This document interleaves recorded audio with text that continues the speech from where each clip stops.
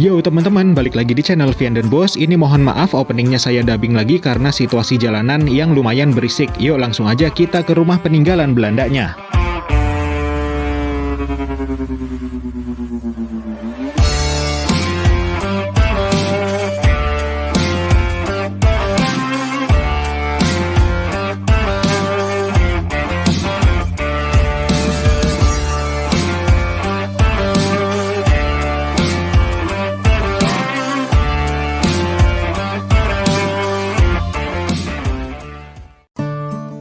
Nah teman-teman, sebetulnya lokasi ini nggak jauh dari stasiun Gambir, tapi berhubung saya turun di stasiun Gondang Dia, makanya saya harus jalan sekitar 300-400 meteran aja. Kita nyebrang dulu untuk mencapai ke lokasi rumah peninggalan zaman kolonial Belanda ini. Nanti untuk lokasinya silahkan cek di kolom deskripsi. Tahan dulu, saya punya foto jadul dari rumah cantik peninggalan Belanda ini. Nah ini dia.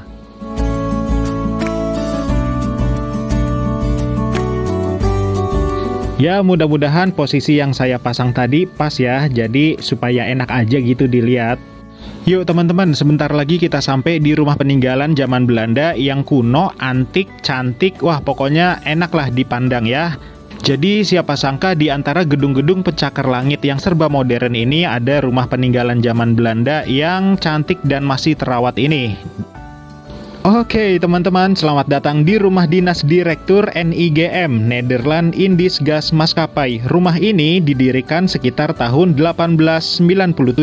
Jadi siapin kopi dan cemilan kalian karena dalam video ini kita akan kenalan sama arsitek yang membangun rumah ini dan juga sejarah singkat dari perusahaan NIGM yang berperan penting dalam mendatangkan teknologi listrik untuk menerangkan kota Batavia pada kala itu. Dan tentunya nanti kita akan sedikit ubek-ubek nih dalamnya rumah dinas Direktur NIGM ini. Dan sekarang kita lagi ada di depan rumah dinas Direktur NIGM-nya ya teman-teman. Ini nih bagian depannya.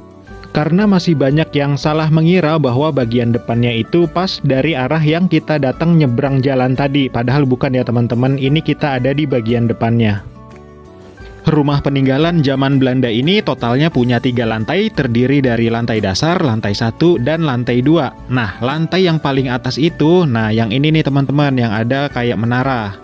Menara itu juga berfungsi sebagai lubang angin untuk memasukkan udara guna menyejukkan lantai yang paling atas. Kebayangkan ademnya rumah peninggalan Belanda ini? Haha. Nah, kalau sekarang kita lagi ada di bagian samping dari rumah dinas Direktur NIGM. Kalau dilihat-lihat sih ya emang mirip ya dengan bagian yang depan tadi. Jadi wajar aja kalau masih banyak orang yang bingung mana bagian depan, mana bagian samping dulunya. Nah, terus siapa ya arsitek yang merancang dari rumah peninggalan zaman Belanda ini? Arsitek dari rumah dinas Direktur NIGM ini ada 2 orang.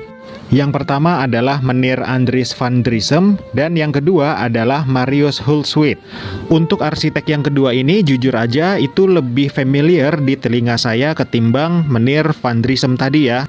Dan juga kalau nggak salah di dalam komunitas para pecinta bangunan kolonial atau bangunan lawas nama Meneer Marius Hulswit pastinya lebih familiar juga sih. Kalau saya salah ya tulis aja di kolom komentar ya teman-teman. Oke teman-teman, yuk sekarang kita coba puterin dulu sebelum kita masuk ke rumah dinas Direktur NIGM ini ya. Nah ini adalah pintu utama ya dari bagian depan rumah dinas NIGM-nya. Dan sekarang kita coba menuju ke arah bagian samping dari rumah peninggalan kolonial Belanda ini. Oh ya, rumah bersejarah peninggalan zaman kolonial Belanda ini sekarang dipakai sama sebuah kafe yang bernama Strum Coffee. Nah di sini kita bisa nongkrong-nongkrong sambil menikmati suasana tempo dulu. Ya ala-ala jadul gitu deh. Nah teman-teman, di rumah peninggalan zaman Belanda ini ada plakat yang mengisyaratkan bahwa bangunan ini adalah bangunan cagar budaya. Gimana nih, masa nggak mau mampir ke sini? Dan ini adalah gagang pintu antik yang terdapat di hampir semua pintu yang ada di rumah peninggalan zaman Belanda ini. Nah ketika saya masuk saya juga salah fokus nih sama meja kuno ini. Antik bener. Mulai dari sini, ayo coba kita telusuri dulu lantai dasar rumah peninggalan zaman Belanda ini. Sebelah kanan yang sekarang kita lihat ini sekarang dipakai untuk toilet ya teman-teman. Nah, ayo sekarang kita coba ke bagian ruangan yang lain.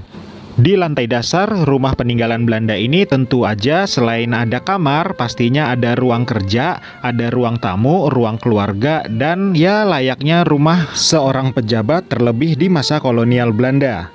Tapi di sini juga saya agak heran ya, kenapa kok jendelanya dibuat besar-besar seperti model rumah di zaman VOC.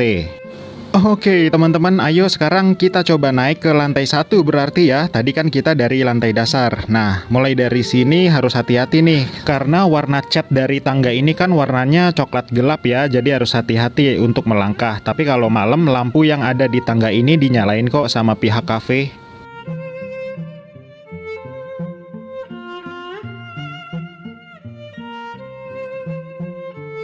Udah sempat ngintip ke bawah dari tangga menuju ke lantai 1. Ayo sekarang kita coba telusurin ruangan yang ada di lantai 1 ini ya. Tapi nggak semua ruangan saya masukin karena ada beberapa orang yang kayaknya lagi rapat di situ.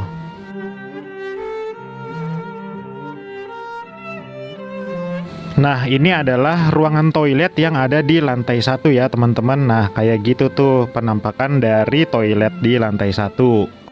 Sekarang ayo kita lihat kaca patri yang ada di rumah peninggalan Belanda ini. Nah, coba lihat logo PLN yang sekarang kita lihat ini. Beberapa tahun yang lalu, sebelum ada logo PLN itu, masih ada logo NIGM yang merupakan perusahaan gas milik pemerintah kolonial Belanda.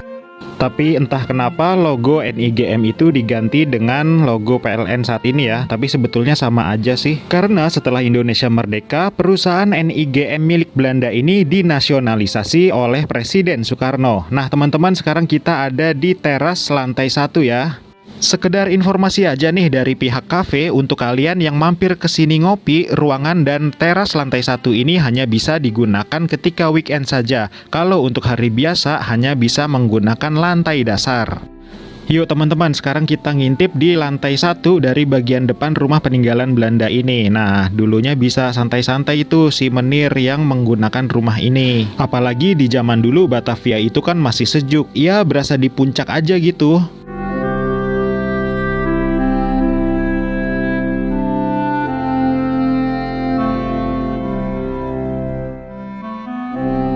Oke teman-teman, yuk sekarang kita masuk lagi. Kalau nggak salah tadi di sebelah kiri ada tangga menuju ke lantai yang paling atas alias lantai 2. Untuk naik ke lantai yang paling atas ini kita juga harus tetap hati-hati karena warna catnya masih sama, coklat gelap.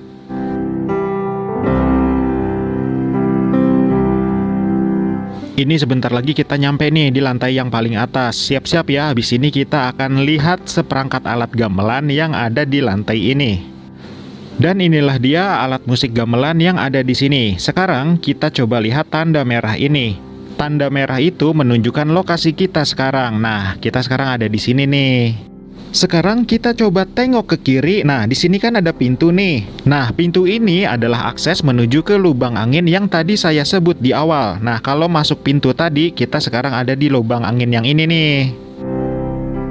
Sekarang ayo kita lanjutkan perjalanan kita. Nah, tadi kan ada alat gamelan ya. Ini adalah jawaban dari adanya gamelan yang ada di ruangan ini. Nah, ketahuan ya bahwa ada semacam grup campur sari yang suka latihan di ruangan ini. Masih kuat kan ya teman-teman? Yuk sekarang kita ke jendela antik yang ada di ruangan lantai paling atas ini.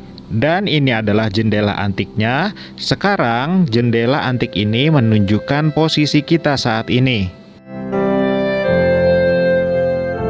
Di lantai yang paling atas ini nggak semua ruangan saya masukin ya teman-teman. Salah satunya adalah akses ke lubang angin yang tadi saya sebutkan karena saya belum dapat izin dari pihak kafe.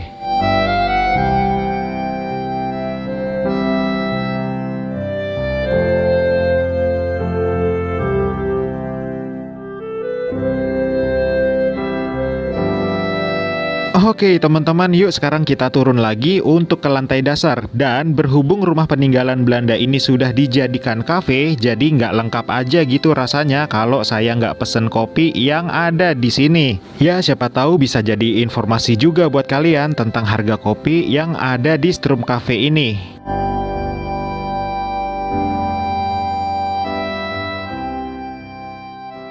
Dan sekarang saya sudah ada di lantai dasar lagi nih teman-teman. Sambil nunggu kopi saya datang, saya tuh coba untuk merasakan kesan nuansa klasiknya yang ada di ruangan ini. Menurut saya, ruangan ini juga masih terasa kok nuansa jadulnya. Apalagi sama pihak kafe ditambah properti-properti yang menambah kesan jadul. Beuh. Nah, ini dia kopi saya udah datang. Teman-teman, kopi yang saya pesan ini namanya kopi setrum. Tenang, harganya cuma 25.000 aja. Dan berhubung saya merokok, jadi saya milih untuk ngopi di luar aja. Di bagian luar dari Strum Cafe ini juga masih terasa kok nuansa klasiknya, ditambah ornamen-ornamen yang tadi kita lihat, dan juga ini tiang penyangga atau tiang pilar yang masih dipertahankan bentuk aslinya. Secara keseluruhan, harga minuman dan makanan di sini per orang itu tidak sampai 100.000 kok teman-teman, terjangkau. Kenapa ya orang-orang masih beranggapan bahwa dulunya rumah peninggalan Belanda ini adalah kantor PLN? Sebetulnya anggapan itu benar adanya karena PLN pernah menggunakan rumah peninggalan Belanda ini sebagai kantor pertama mereka. Tapi kalau di zaman Belanda, bangunan ini dipakai untuk rumah direktur perusahaan gas Hindia Belanda yang akhirnya dinasionalisasi dan akhirnya kita kenal dengan PLN sekarang.